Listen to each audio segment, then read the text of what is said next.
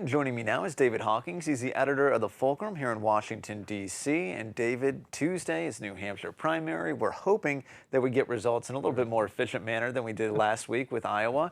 But New Hampshire has their own issues when it comes to voting and voting rights access. That's right. So the main reason why there might be tumult at the polls on Tuesday, chaos maybe is an overstatement, but anger and confusion, and the main voting rights issue in New Hampshire, it's the same thing. It's the right of college students, particularly college students from out of state, to vote.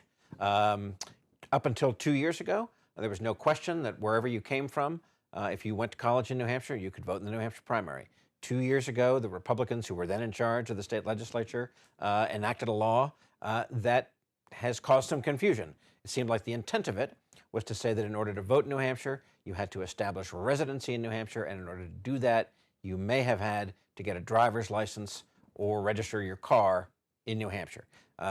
Opponents of this, led by the ACLU, said that's actually not what it says. It's telling college kids, no matter where they're from, to go and vote on Tuesday and challenge the law. Okay, and this is actually an interesting kind of trend we're seeing playing out in other states as well. Not necessarily in the same capacity, but there are certain limitations that are being put on to, some say, to limit the ability of college students to vote. That's very true. In lots of different states, stricter ID laws.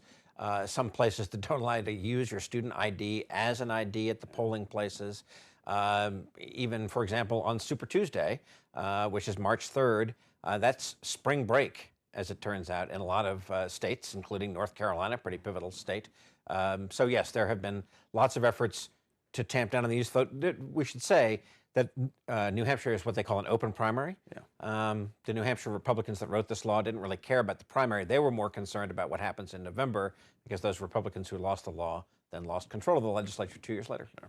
All right, well, we're still hopeful we'll get some results in a little bit more efficient manner than in Iowa. But all right, David, for more stories like these, you can check out the Fulcrum at thefulcrum.us.